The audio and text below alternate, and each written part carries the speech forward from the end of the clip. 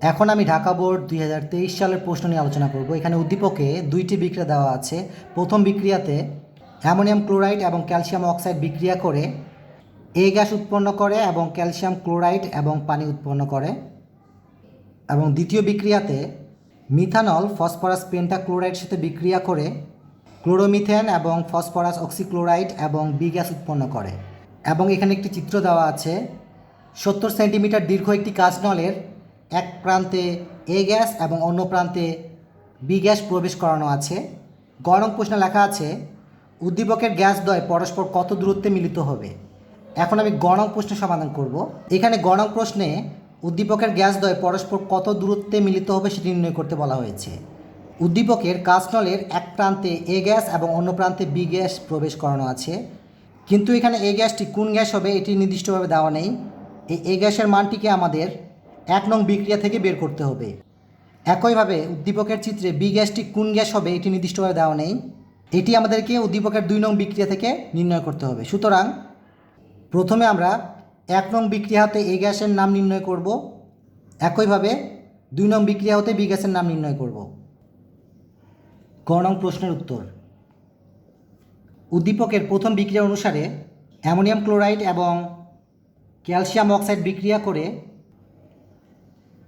Ammonia gas এবং calcium chloride এবং পানি পাওয়া যায়।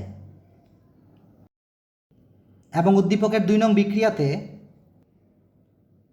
মিথানল ফসফরাস পেন্টাক্লোরাইডের সাথে বিক্রিয়া করে ক্লোরোমিথেন এবং ফসফরাস অক্সিক্লোরাইড এবং হাইড্রোজেন ক্লোরাইড গ্যাস উৎপন্ন করে। অতএব বলা যায় উদ্দীপকের এই গ্যাসটি হচ্ছে অ্যামোনিয়া গ্যাস এবং উদ্দীপকের বি গ্যাসটি হচ্ছে হাইড্রোজেন ক্লোরাইড গ্যাস। এখন যেহেতু গ নং প্রশ্নে লেখা আছে উদ্দীপকের গ্যাসদ্বয় পরস্পর কোন বিন্দুতে মিলিত হবে, তো উদ্দীপকের গ্যাসদ্বয় কোথায় মিলিত হবে এটি সলভ করার অনেক পদ্ধতি থাকতে পারে, বা এটি সলভ করার অনেক পদ্ধতি আছে। আমরা মূলত গ্রাহামের ব্যাপনের সূত্রগুলো ব্যবহার করে ম্যাথটি সলভ করব। সুতরাং লেখা যায় গ্রাহামের ব্যাপন সূত্র অনুসারে RnH3 ডিভাইড বাই RaCl সমান সমান রুট ওভারের ভিতর হবে হাইড্রোজেন ক্লোরাইডের আণবিক ভর ডিভাইড বাই অ্যামোনিয়া গ্যাসের আণবিক ভর, বা RnH3 ডিভাইড বাই RaCl সমান সমান। এখন আমরা হাইড্রোজেন ক্লোরাইডের আণবিক ভরের মান বসাবো। আচ্ছা, এখন আমরা হাইড্রোজেন ক্লোরাইডের আণবিক ভর নির্ণয় করব।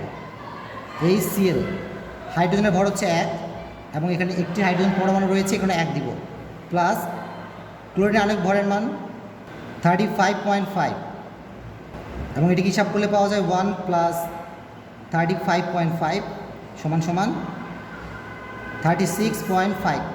তাহলে 1-এর সাথে 35.5 যোগ করলে 36.5 পাবো। এবং একইভাবে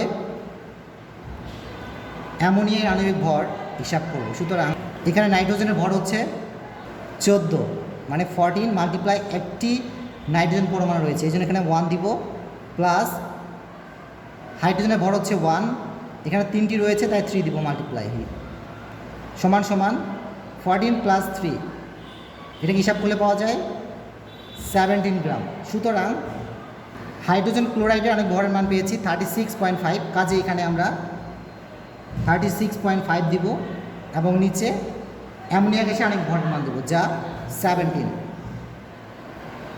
বা RnH3 ডিভাইড বাই RaCl ডান পাশে অংশ হিসাব করলে পাওয়া যাবে 1.46, বা এখানে একটু খেয়াল করুন হাইড্রোজেন ক্লোরাইডের ব্যাপনের হার অর্থাৎ RaCl এই অংশটা ভাগ অবস্থায় আছে, যা ডান পাশে গিয়ে মাল্টিপ্লাই হয়ে যাবে অর্থাৎ গুণ হয়ে যাবে। সুতরাং লেখা যায় RnH3 সমান সমান 1.46 মাল্টিপ্লাই RaCl।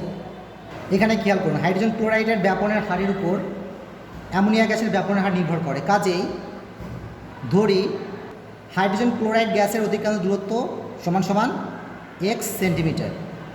সুতরাং অ্যামোনিয়া গ্যাসের অধিকাংশ দূরত্ব হবে 1.46 মাল্টিপ্লাই x, এটাকে হিসাব করলে পাওয়া যায় 1.46 x সেন্টিমিটার।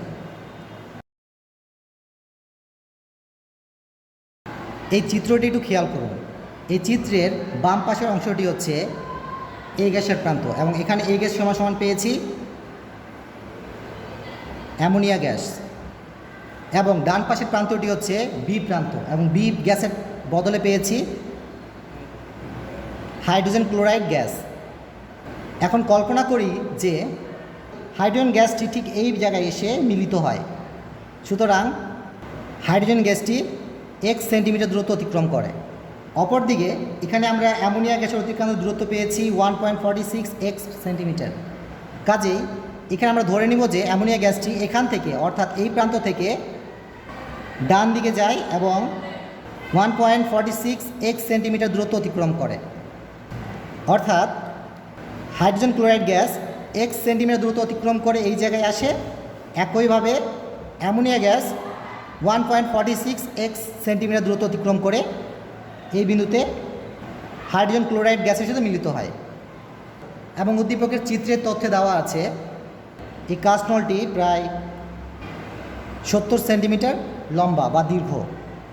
সুতরাং শর্তের মতো লেখা যায় 1.46 এক্স প্লাস এক্স সমান সমান 70, কারণ এইটুকু অংশের মান হচ্ছে 1.46 এক্স এবং এই অংশের মান হচ্ছে এক্স। সুতরাং এই অংশটি এবং এই অংশটি যোগ করলে আমি 70 সেন্টিমিটার পাবো। এর জন্য এখানে 1.46 এক্স প্লাস এক্স সমান সমান 70 ধরা হয়েছে। সুতরাং বাম পাশে অংশ হিসাব করলে পাওয়া যায় 2.46 এক্স সমান সমান 70। এখন আমরা এক্সের মান নির্ণয় করব। কাজেই এক্সের সাথে 2.46 মাল্টিপ্লাই অবস্থায় আছে, এই সংখ্যাকে ডান পাশে পাঠাবো। সুতরাং বাম পাশে থাকে এক্স সমান সমান 70, 2.46 এই সংখ্যাটি ডান পাশে গিয়ে ভাগ হয়ে যাবে, অর্থাৎ এই দাগটার নিচে চলে যাবে 2.46, বা এক্স সমান সমান ডান পাশে অংশ হিসাব করলে পাওয়া যায় 28.45 সেন্টিমিটার। সুতরাং এখানে আমরা হাইড্রোজেন ক্লোরাইড গ্যাসের অতিক্রান্ত দূরত্বকে এক্স কল্পনা করেছিলাম এবং এক্সের মান পেয়েছি 28.45। সুতরাং লেখা যায় হাইড্রোজেন গ্যাসের অতিক্রান্ত দূরত্ব সমান সমান 28.45 সেন্টিমিটার। একইভাবে অ্যামোনিয়া গ্যাসের অতিক্রান্ত দূরত্ব সমান সমান পেয়েছি 1.46 এক্স। এখানে আমরা এক্সের মান বসাবো। সুতরাং লেখা যায় 1.46 মাল্টিপ্লাই এক্সের মান দিব 28.45 এবং একক হবে সেন্টিমিটার। এটিকে হিসাব করলে পাওয়া যায় 41.53 এবং একক হবে সেন্টিমিটার।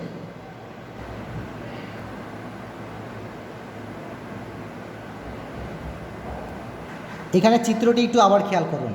এই কাস্টনলের বাম পাশের অংশটি হচ্ছে অ্যামোনিয়া গ্যাস এবং ডান পাশের অংশে হাইড্রোজেন ক্লোরাইড গ্যাস রয়েছে এবং গ্যাস দুটি এই বিন্দুতে মিলিত হয়। এখানে আমরা হাইড্রোজেন ক্লোরাইডের অতিক্রান্ত দূরত্ব পেয়েছি 28.45 সেন্টিমিটার, অর্থাৎ হাইড্রোজেন ক্লোরাইডের গ্যাস থেকে, অর্থাৎ এই প্রান্ত থেকে হাইড্রোজেন ক্লোরাইডের অতিক্রান্ত দূরত্ব হবে 28.45 সেন্টিমিটার এবং অ্যামোনিয়া গ্যাসের অতিক্রান্ত দূরত্ব পেয়েছি 41.53, অর্থাৎ অ্যামোনিয়া গ্যাসের এই প্রান্ত থেকে অ্যামোনিয়া গ্যাসটি